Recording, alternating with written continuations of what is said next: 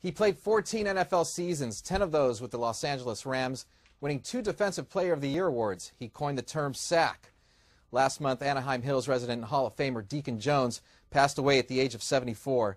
The sack master, number 75, was celebrated in the place where he did most of his damage. Oh, the Coliseum. The Coliseum, one of the grandest arenas in the world,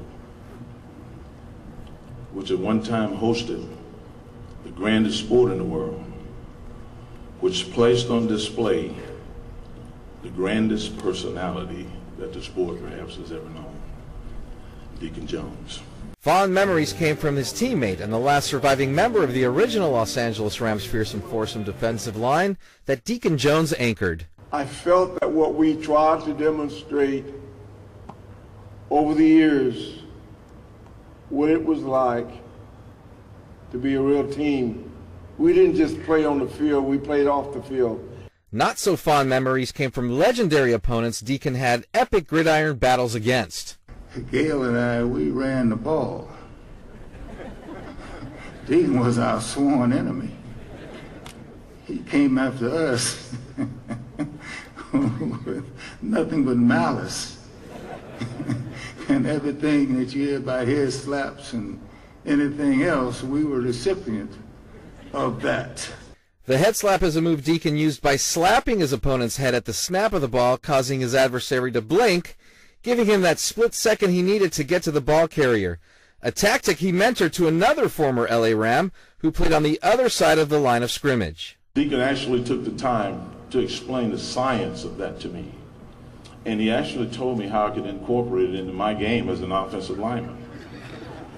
And I want to tell you that I really did. When I needed to grade out crucial downs in a game, the science of Deacon Jones' head slap served me well. Deacon Jones may be gone, but his name and accomplishments will be immortalized in the form of an award given annually to the defensive player that does what Deacon did best, and that's sack the quarterback.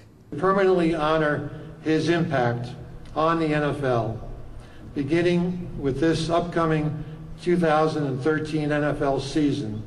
A new league award will be presented, the Deacon Jones Award. And he wasn't great. Too many people said he's great. He was the best defensive player in the history of the NFL. The sack became an official stat in 1982. Bruce Smith is the official all-time sack leader with 200. Deacon said he watched video of every game he played in and counted 250 sacks.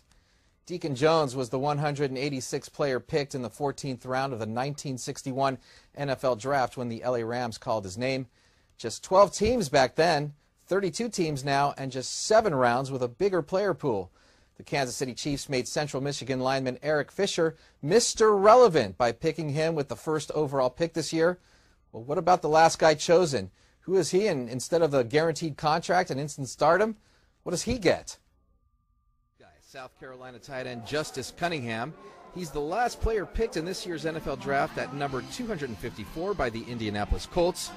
Being the ultimate NFL underdog, he was celebrated down in Newport Beach last month, first being honored at the All-Star Lozman banquet where ex-USC running back Sam Bam Cunningham handed off the Lozman Trophy as opposed to the Heisman Trophy, Cunningham to Cunningham. Tonight's probably the most surprising thing. I know I heard about a banquet, but I didn't think it was going to be something like this, where just so many people and everybody's so excited to be here. Then it was Surf's Up for Justice the very next morning. The native of Pageland, South Carolina, hung 10, jumping into the Pacific Ocean for the very first time. He enjoyed riding those waves. Yeah, the surfing was fun. I never did it before. I wanted to give it a try. New experience, I had a good time with it. Justice was also the guest of honor at a welcome party and family fun day where he was treated like a king.